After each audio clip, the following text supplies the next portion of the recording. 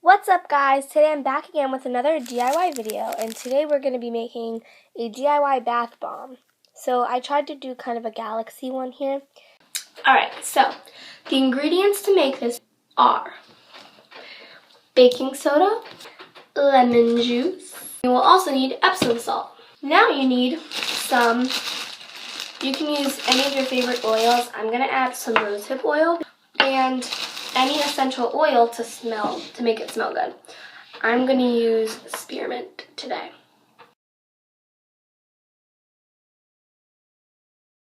We are going to take a 1 cup measuring cup and we are going to measure out 1 cup of baking soda. Then we're going to pour that into your big container. We're going to pour it. Then we're going to take some Epsom salt and we're going to just sprinkle in some random amount.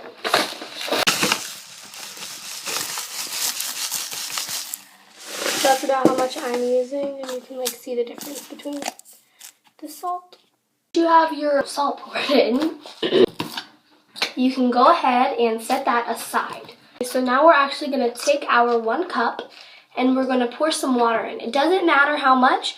We're not even going to use a full cup. Third of the way in, it really doesn't matter.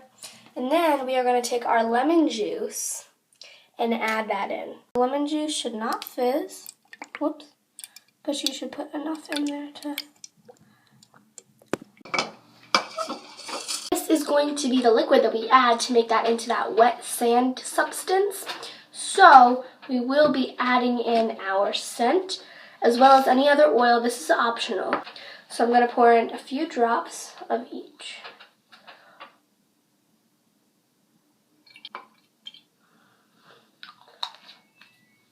And I'm just going to put in 1, 2, 9, 10. And then we can mix that. It has separated from the other ingredients, but that's what it should look like. And then we can bring back this old friend. And so you want to put these in literally drop for drop. After you add in about 5 or 6 drops, you can start to stir, and you can use your hands too. And you can just keep on adding it in smaller increments, like so. That one was a lot. Until the consistency is the consistency of wet sand. Now, as you can see, it's kind of the consistency of wet sand. We are now ready for our final step. What we're going to need now is our 2 molds and our 2 bowls. The first thing that we're going to do is take our 2 bowls and our sandy mixture here, and we're going to divide them in half and put half and half in each bowl. I might even do 3 colors. Yeah, I think I'll do 3 colors. So I have divided mine into 3 colors, and I haven't put the food coloring in yet. I'm going to be doing yellow, orange, and pink. And we're just going to put 1 drop of food coloring in each bin. 1 in there. It's time to mix up each color. And as you can see, it's starting. I'm going to complete that step of mixing for every bowl. I'm going to use my fingers a little bit for this orange.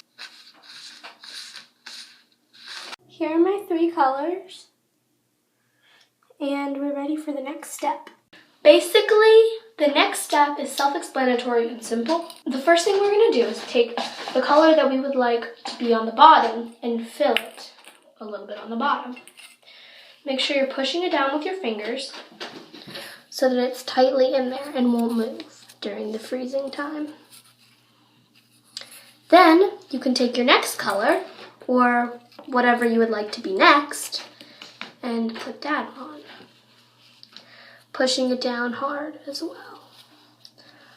The pink is still visible at the bottom, and now the orange looks like another layer on top, which is how we want it. Then you have that pretty look. Do the same thing for the yellow.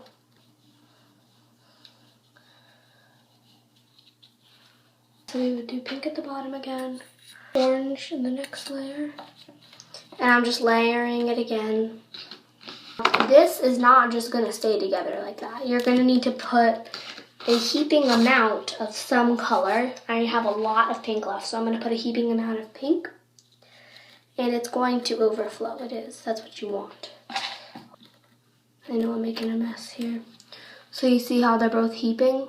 A little bit more on this side. That's gonna help them stay together. Then you just kind of move them together until they stick. And look at how pretty that's gonna come out to look. Okay, I'm filling my snowflake here. Make sure this gets pushed down very hard. A little bit more of that pink there. So this is what we have for our snowflake. I'm going to put my ball as well as this onto the plate. I'm going to put it in the freezer. Okay, so for mine, it's been about 2 hours. Yours can only be in there for an hour and a half, and they should be fine. So let's go check on the bath bombs.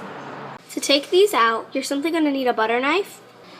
You're going to take the butter knife, and you're going to take your bath bomb, and you're just going to lightly tap it. And do the same on the other side. You can just take one side and lift, and take the other side, and here, this one might need to be tapped a little bit. Pull that off. And then we have our bath bomb.